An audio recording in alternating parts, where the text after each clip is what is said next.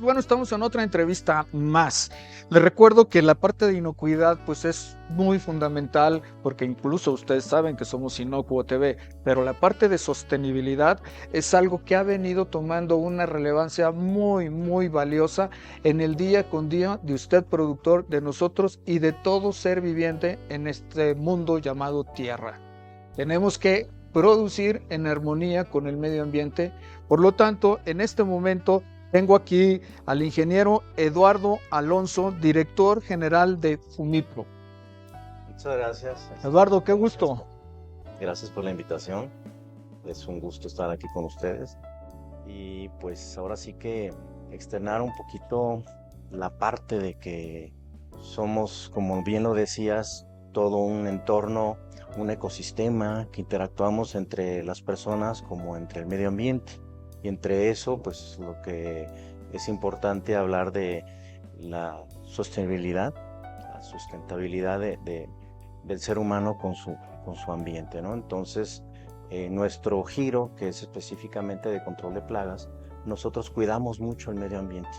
Cuidamos por medio de procesos, de mecanismos, de técnicas, la tranquilidad del ser humano desde su entorno familiar como desde las empresas y de la industria alimentaria, cuidando que procesos, cuidando la contaminación, los contaminantes que puedan venir de agentes externos o inclusive prevenir para que no tengan ese problema. Para eso hacemos una mancuerna con las empresas para fin de proteger sus intereses, proteger sus productos y llevarlos al consumidor en un proceso totalmente lleno de calidad e inocuidad. Acabas de tocar puntos ahora sí que muy valiosos porque al final de cuentas, pues todos somos consumidores, todos trabajamos en sus diferentes giros, pero también tenemos que tener mucho cuidado como por ejemplo con las plagas. Así es. Hablar de alimentos es literal, hay alimento, por ahí va a estar un bichito, ¿sí? De repente se ha cuestionado mucho porque la parte de las regulaciones pues te invita de alguna forma a que sí cuides tu medio ambiente, pero por otro lado no tengas un panteón al otro lado de la cerca, porque puede haber un panteón ahí de, pues no sé, de conejos, de roedores en general. ¿Qué le puedes decir a nuestra audiencia como alternativas que puedan aumentar su productividad?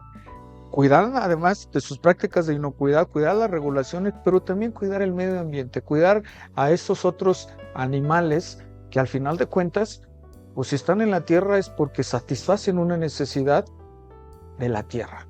Ok, muy bien, Héctor. Sí, precisamente en la planeación es muy importante que hagan un estudio. Nosotros como empresa hacemos un estudio de plagas, entonces podemos estudiar el ambiente, podemos estudiar el entorno de manera de identificar cuáles son las plagas que pueden afectar una empresa, un sembradío, una industria, de manera que desde el momento de la planeación saben qué puede afectarlos. Y de esa manera se le da una justificación a un control estratégico, un programa de control de plagas o inclusive medidas preventivas. Obviamente quien se prepara lo hace mejor. Y al momento de nosotros incorporar el paquete de soluciones que da para toda clase de industria alimenticia, que va desde el cumplimiento en un distintivo H, en un SQF, en un FCC 22000, en un NOP que inclusive maneja 0 productos químicos. O sea, nosotros apoyamos a las empresas para que puedan lograr ese cumplimiento y sobre todo ser parte nosotros de su equipo. Para fin de, nosotros nos incorporamos así como tienen su equipo de calidad, tienen su equipo de limpieza, tienen su equipo de producción, tienen su equipo de administrativo, de controles. Entonces nosotros nos incorporamos en ese 360 para inclusive cumplir con todos los prerequisitos para cada normativa. O sea, quiere decir, porque se me hizo muy interesante de la semblanza que me mandaste, o sea, tú también te has formado en HACCP. Es correcto, sí. En Global Standards tomé la certificación en auditor interno en sistema Hazard, que es la base de todos los sistemas de calidad e inocuidad alimentaria, que habla sobre un programa de prerequisitos donde antes de buscar una certificación se tienen que cumplir. Entonces, todos esos prerequisitos apoyamos a nuestros clientes para a fin de que puedan lograr ese cumplimiento y automáticamente se da entre un 50% ya del cumplimiento, porque también ayudamos a nuestros clientes con la asesoría, no solamente en cumplimiento y control de plagas, sino en los que va en contaminantes, partículas suspendidas, manejo de su layout, todo lo que necesitan para fin de que al momento que llega la entidad regulatoria, ellos ya puedan cumplir, ya sea documentalmente en procesos. Entonces, básicamente nuestra empresa se especializa no solamente en control de plagas, sino en ayudar a nuestros clientes a que cumplan con la regulación que les está pidiendo las autoridades o su entidad regulatoria o certificadora. ¿Significa que ustedes hacen outsourcing? No como tal, somos una empresa que está en Repse, que precisamente tiene mucho que ver con eso que trabajamos nosotros con las empresas. Ya tenemos un nivel de cumplimiento para que las empresas digan, yo trabajo con una empresa que tiene su registro Repse. Significa que nosotros podemos trabajar en sus instalaciones, inclusive diariamente. En algunos clientes trabajamos como el ramo hotelero, trabajamos diariamente con ellos, con el área industrial también. O sea, tenemos clientes con los que colaboramos día con día en sus instalaciones para asegurar ese nivel de calidad y inocuidad, de manera que ellos, al no poder realizar el trabajo especializado que hacemos nosotros, tienen que contratarnos a nosotros. Perfecto. Digo, se me hace muy relevante que se vuelven parte de la empresa. Es correcto. ¿Sí? ¿Cómo tus compañeros o tu staff, cómo se siente trabajando en una empresa que no es su empresa? ¿Sí me explico? Digo, porque al final de cuentas, o sea, trabajan para Fumipro, pero por otro lado se están yendo a un corporativo X, o sea. Eso es algo de lo que normalmente manejamos nosotros. De hecho, tenemos personal con 20 años en nuestra empresa trabajando. Wow. Eso te habla de un compromiso, de una estabilidad, y que inclusive ellos ya encuentran una forma de vida en que como especialistas logran entender las necesidades de nuestros clientes, adaptarnos y ayudarlos. O sea, tenemos clientes muy importantes con los que tenemos ya más de 10 años, 15 años posiblemente, en que estamos trabajando de la mano continuamente y dándole las soluciones que necesita. De manera que el personal sí ya es reconocido por todo el personal de sus empresas, de sus plantas, donde dicen bienvenido. Y nos identifican, bueno, y ya nos consideran parte del staff, porque en ocasiones Fumipro pasa esto, inmediatamente el personal atiende. Fumipro necesitamos, el personal atiende. Fumipro documento, Fumipro visita, Fumipro auditoría. Entonces ahí el personal inmediatamente hace conexión con nuestro cliente porque sabe lo que necesita. Ahora, también se ha mencionado mucho en el entorno donde no dos sanitizantes son verdaderamente inocuos. A veces la mezcla puede ser devastador. Exacto. En ocasiones yo creo que el mexicano tiende mucho a hacer sus mezclas. Y entre esas mezclas hay una peligrosidad, ¿no? O sea, las sales son un excelente sanitizante. La mayoría de los sanitizantes están en bases en sales. Hay de otras formulaciones pero sin embargo deben utilizarse tal cual en las condiciones y únicamente como vienen formulados. O sea, yo le recomiendo a la gente que nunca haga mezclas, sobre todo una mezcla que es muy mal vista, es que mezclan con cloro. El cloro es un agente que sí puede sanitizar, pero la reacción química que tiene con otros productos genera vapores, y esos vapores desplazan el oxígeno y puede ser más que tóxico, puede ser mortal. Entonces es muy importante que lean la etiqueta, que eso es lo que nos dice la ficha técnica del producto, qué es lo que se debe manejar, cómo se debe manejar el producto, bajo qué especificaciones y sobre todo algo muy importante, la dosis.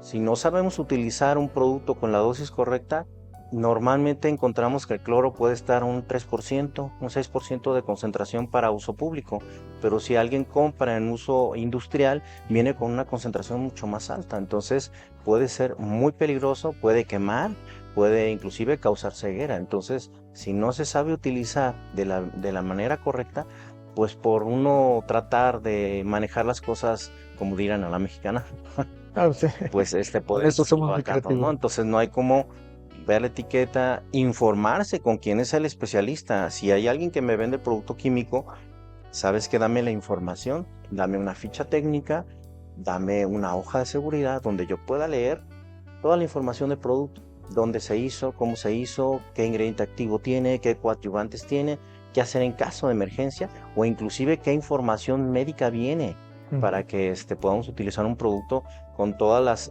directrices que nos marca el laboratorio que lo está fabricando. Y algo muy importante que muchas veces no vemos, debe de estar registrado, deben de tener un registro, en el caso Cofepris. de los sanitizantes, aquí no se había manejado un registro de Cofepris para los sanitizantes, entonces muchos venían con registro EPA de Estados Unidos, de Canadá o de Europa, por lo tanto un poco más caros. Entonces los que venían, fabricados en México generalmente no tenían un registro Cofepris, porque no era una parte de la legislación necesaria. Ahorita ya. Entonces, Cofepris simplemente dio carta abierta para que estuvieran trabajando de manera que fuera más fácil que estuvieran trabajando con sanitizantes, pero siempre pues hay una regulación, ¿no? Cofepris y Secretaría de Salud son los que están con campañas de sanitización, con campañas de control de vectores, en fin, todo eso compete a las autoridades, ¿sí? Entonces, la recomendación es hablen con un especialista, hablen con alguien que sepa y que procuren no hacer las cosas sin tener conocimiento. Es correcto, digo, puede costar hasta la vida. Es correcto, y cosas bien simples, como el simple hecho de un cloro, y que desplaza el oxígeno. El simple cloro puede desplazar el oxígeno en un baño, y si una persona aplica el cloro sin pensar y se empieza a vaporizar y es una alta concentración, una persona se puede desmayar y por falta de oxígeno puede morir de asfixia por el Wow. simple cloro. Entonces, tener conocimiento de los productos, lo que manejamos es también saber cómo los vamos a emplear. Hace rato comentabas algo que se me hizo también muy interesante sobre las cucarachas. Ujú. ¿Evolucionan? De hecho, pocos de los insectos que conocemos o con los que vivimos, el ser humano convive con un poco porcentaje de, de la fauna silvestre, digamos, ¿no? De los animales, de los insectos, que tienen un grado de evolución de millones de años. Hablando de un alacrán que tiene alrededor de 350 millones de años, de una termita que tiene 300 millones de años de evolución, una cucaracha que son alrededor de 250 millones de años, y el ser humano que tiene una permanencia en la Tierra de alrededor de 60 millones de años. Entonces la evolución es una diferencia estratosférica, ¿no? Entonces lo que te comentaba, las cucarachas, por ejemplo, tienen un grado de evolución que están prácticamente a la perfección, con un organismo que tiene un exoesqueleto. Ellos no tienen huesos como nosotros por dentro, Ujú. sus huesos son por fuera. Está formado de un material que se llama quitina, y ese material les permite moverse por cualquier parte. O sea, si una cucaracha vuela de 3 pisos de altura, de 5 pisos de altura y cae al piso, sigue caminando y no le pasa nada, pero un ser humano no lo puede hacer. ¿Sí? O sea, nuestras condiciones son totalmente diferentes. Entonces, al momento que nosotros tratamos a un insecto, hay que tratarlo de ese punto evolutivo, no pensar que es como un ser humano, porque el ser humano no es un organismo con la resistencia que tendría. O sea, está comprobado que los insectos resisten más las microondas, la radiación, la falta de oxígeno, la falta de alimentos. Por eso es que se maneja la teoría de que el único sobreviviente en el caso de un holocausto nuclear, pues serían los insectos y los roedores, que están perfectamente capacitados para inclusive comer basura, procesarla. Y bueno, hay lugares como en China que ya se procesa las cucarachas como alimento y como una opción de proteína. Sí, sí, hay Una opción de proteína y de nutrientes, que ahí, bueno, en China comen todo. Ahí comen alacranes, cucarachas, todas las especies, ¿no? definitivamente, pues, Hakuna Batata, ¿no? Sí, y además están llenos de bacterias, que esa es la parte de que nos compete mucho a nosotros en nuestro giro, el prevenir ese riesgo hacia las personas, hacia los alimentos, porque al momento que, por ejemplo, una mosca doméstica puede tener 60 bacterias, o sea, 60 tipos diferentes de bacterias, ¿eh? Entre ellas Salmonella, E. coli, este, pueden transmitir muchas enfermedades, entonces son vectores de salud pública donde una mosca puede transmitir enfermedades por el alimento que consumimos cuando no están las condiciones higiénicas que buscamos. Una recomendación, vean bien dónde comen, tiene que ser un lugar preferentemente donde está la cocina visible. Segundo, Ujú. que esté todo limpio. Entre más limpio, eso habla un poco de su proceso de preparación de alimentos. Y por otra parte, lo que es la limpieza en general nos da un entorno un poquito de cómo están manejando los alimentos. Y lugares donde estén muy abiertos, donde a lo mejor haya salsas o haya algún alimento que le dé el sol o que está expuesto a la temperatura, es muy propenso ahorita que hace mucho calor que se descomponga. Entonces ahí, si había 10.000 bacterias, en cuestión de horas ya son 50.000, 100.000 bacterias. Y un gramo de, de desechos de los insectos pueden tener 1.000.000 de bacterias. Y eso fácilmente lo pueden hacer hormigas, lo pueden hacer cucarachas, lo pueden hacer inclusive los roedores. O sea, generar esa cantidad de bacterias que son de importancia en salud pública. Inclusive la rata nos transmite enfermedades que pueden ser mortales. La rata puede transmitir hantavirus, leptospirosis, y rabia, ¿sí? Wow. Inclusive una de las enfermedades más graves que mató a mucha población en Europa, la peste bubónica, se originó por la pulga, no por la rata, pero la rata la transportó. Entonces murieron muchas, pero millones de personas en Europa. Es una de las peores catástrofes sanitarias porque no se sabía. Inclusive quemaban los cuerpos pensando que ahí estaba el origen, pero tenían un problema de roedores en toda Europa que tenían pulgas. Entonces hay pulgas de la rata, del gato, del perro y del ser humano. Entonces todas esas especies, al ser hematófagas que consumen sangre, picaban a una persona, sacaban sangre y picaban a otra y le transmitían la enfermedad, ¿sí? Muchos de los vectores que nosotros vemos son hematófagos y otros generalmente transmiten enfermedades, como el zancudo. El Mm, Aedes aegypti, que es el que tiene rayitas, ujú. aegypti como egipcio, se transmite 3 enfermedades muy, muy conocidas, que es el dengue, chikungunya y el zika. Y el dengue pues es el más conocido en cuestión de decesos. Inclusive es culpable de matar a más personas que cualquier otra guerra, que cualquier otra catástrofe, un zancudo.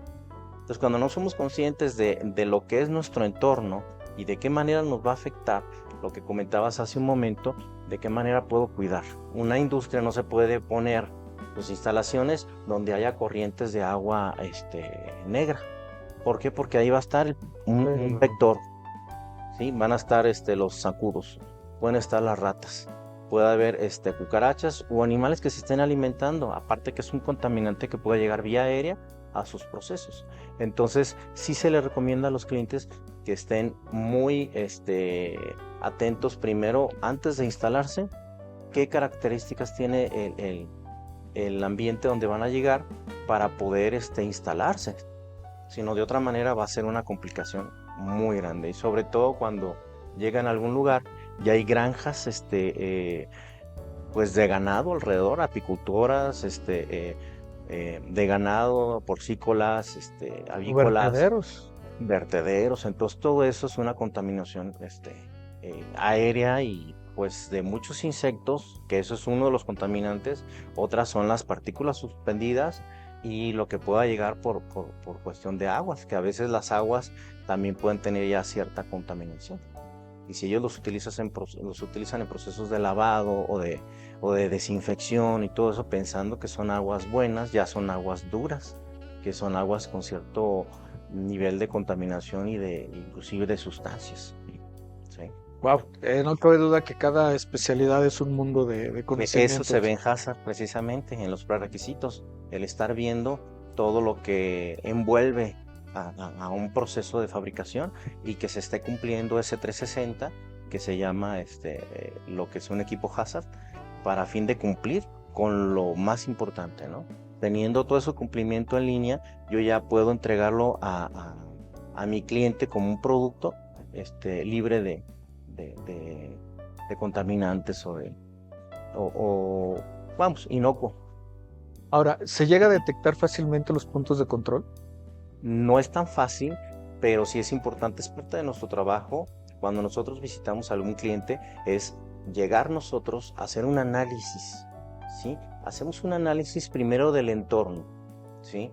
Por lo mismo a las características que están rodeando ese lugar. Segundo, hacemos una inspección ocular. Revisamos punto por punto grietas, huecos, espacios, drenajes, vías aéreas, vías terrestres, contaminantes, por ejemplo, nos pueden contaminar aves. Hay aves que pueden llegar y dejar, por ejemplo, excrementos, dejar plumas.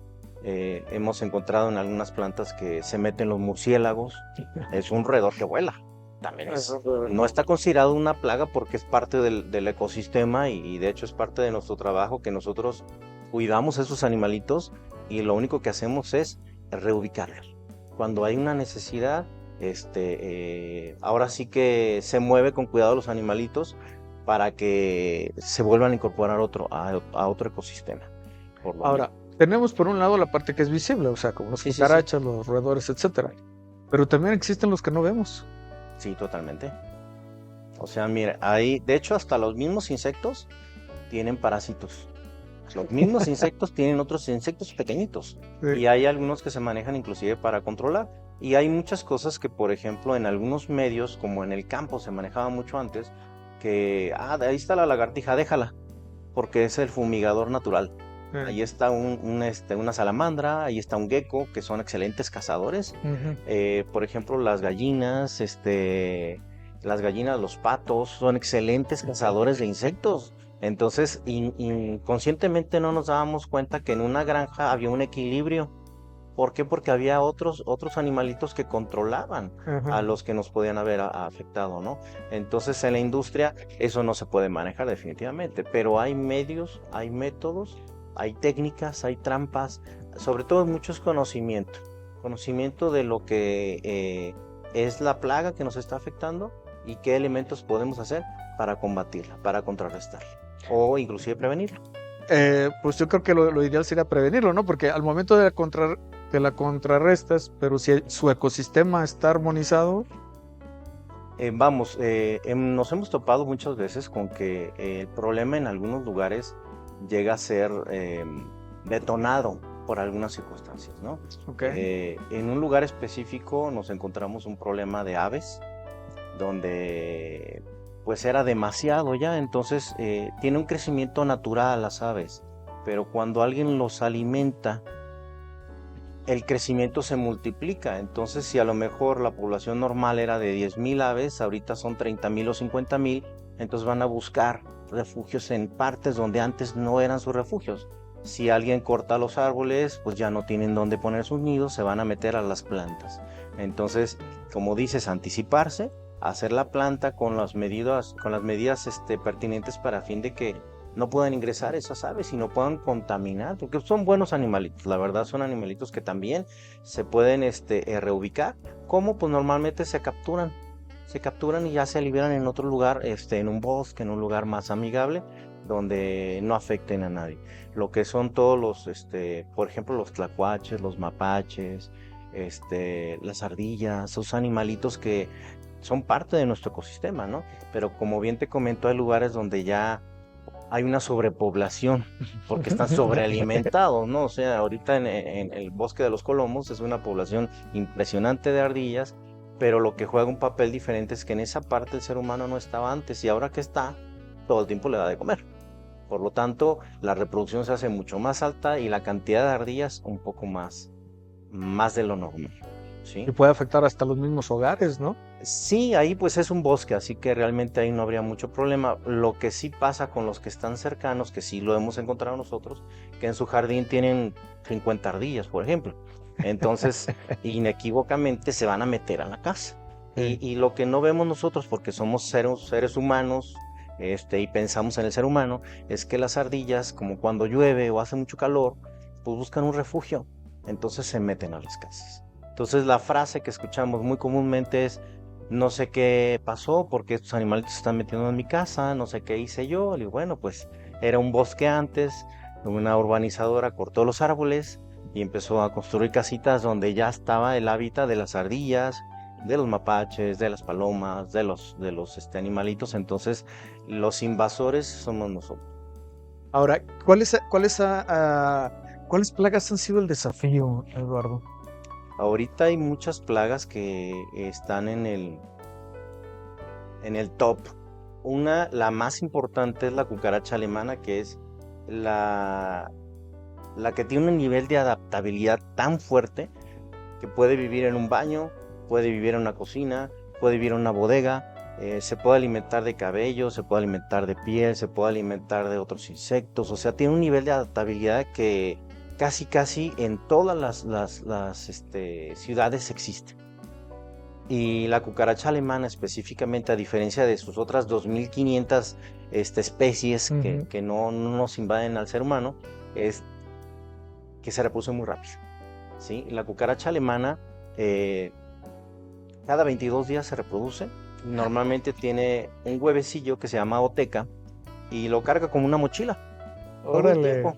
El resto de las cucarachas, que también es una frase de los biólogos que nos dice, es mala madre, porque sale su huevecillo y lo tira. Lo tira o lo avienta por ahí, son madres de la naturaleza, ¿no? Pero la cucaracha alemana no. La Ella se lo cucaracha carga. alemana agarra el huevecillo y lo carga. Y se espera hasta el momento que van a hacer y todo el tiempo está con ella. Inclusive puede durar 5 días sin moverse para cuidar al huevecillo.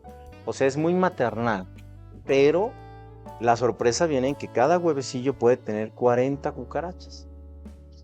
Esa boteca está conformada de muchos pequeños espacios donde en cada uno hay una ninfa de cucaracha. Entonces son de 40 y en algunos casos cuando el ambiente se presta hasta 48. Obviamente esto varía de regiones, entre más frío hay, un poco menos de, de- de crías hay y más calor, más rápido se reproducen también. Todo lo que es la temperatura es lo que forma una parte eh, muy importante en el desarrollo de las plagas. Otra plaga, bueno, cucaracha americana, ya lo hemos visto mucho. Y ahorita aquí en México, así como en Estados Unidos, la chinche de cama está impresionantemente regado, dispersado. Aquí en Guadalajara recibimos servicios prácticamente diario, donde la gente a veces por cuestión pues ahora sí que no saben y piensan que está ligado a la falta de aseo, pero no, es otro hematófago, significa que come sangre. Wow. Entonces, si el lugar está limpio o no, va a alimentarse de sangre. La chinche se está reproduciendo a tal grado que encontramos desde el nivel más bajo socioeconómico hasta el más alto. No hace distingos. Igual pueden estar en una empresa, por ejemplo, se supo que estuvieron aquí en el tren ligero, inclusive en algunas estaciones donde la gente pernoctaba ahí. Entonces duraba un tiempo y empezaron a generarse chinches y todas las personas que se sentaban o llegaban a esa estación empezaban a recibir unos piquetes de chinches. Otro que está bastante fuerte es el ratón doméstico, que es el chiquito, Ok. ¿sí? El ratón doméstico y la rata de drenaje son los más fuertes en cuestión de roedores. El ratón doméstico pesa 21 gramos, más o menos, es pequeñito, pero también en 21 días ya se gesta en la pancita del ratoncito, de la ratoncita. La diferencia, aparte que es mamífero igual que los seres humanos, que muchos de los animales, normalmente un mamífero detiene su reproducción cuando está amamantando a sus crías. el ratón no. El ratón sigue reproduciendo crías aunque esté amamantando a las crías. O sea que tiene dándole leche a sus crías y está gestando otras en su estómago. O sea, tiene una capacidad reproductiva impresionante. Ok. Igual que una cucaracha, cada 3 semanas está, y como dicen, pues no tienen tarea. Su única tarea es comer y reproducirse. Acabas de tocar puntos muy valiosos, Eduardo, pero ya como ya estamos al tope de la entrevista, ¿qué mensaje le puedes decir a todos los productores que nos acompañan? Ok. Bien, bueno, pues para los productores yo les pediría que se prepararan, yo les recomiendo que se preparen mucho en planeación anticipada de lo que van a hacer. Todo cambio que vayan a realizar, muchas veces vemos la contaminación para nuestros productos, para el consumo humano, y descartan a veces el control de plagas porque se meten mucho en sus procesos, pero mientras estemos produciendo alimentos no van a ser atractivos solamente para el ser humano, sino para esas Sí, plagas. por supuesto. Entonces el manejo de las mermas, el manejo de los productos, de la materia terminada, inclusive de todo el proceso, desde el momento que llega a un andén de descarga, la materia prima para hacerlo, desde ese momento se puede contaminar. Y se contamina, puede ser tanto por un insecto como por un partícula suspendida, como por parte del proceso que se está moviendo, se está empacando hasta que llega y se distribuye, porque inclusive la distribución también juega un papel importante. Hacer un servicio de fumigación también para los transportes, que en muchas ocasiones el transporte ya lleva plaga. Claro. Si no se maneja un programa de control de plagas donde se esté haciendo su servicio constantemente, pues a lo mejor ahí está el error. Al llevar la materia prima para un nuevo productor, o al recoger su materia terminada y llevarla al consumidor, o llevarlo a la tienda, llevarlo a la venta a mayoreo, o inclusive al detalle directamente, ¿no? Entonces, todos esos procesos, obviamente hay que cuidar toda esa línea, desde el momento que se va a producir hasta que se entrega al consumidor. Y en esa nosotros apoyamos a nuestros clientes y les damos el respaldo que necesitan, y somos, como les decía, parte de su equipo. En esa parte somos el staff también de nuestros clientes. Señores productores, consultores, hay muchas acciones para poder trabajar y realmente tener un alimento inocuo y un alimento sostenible. Hay que estar bien documentados, hay que apoyarse con las personas que tienen una trayectoria importante, y hay que tener presente que al final de cuentas, el alimento que usted está produciendo para los consumidores alimentan a bichitos. Nos vemos en la siguiente.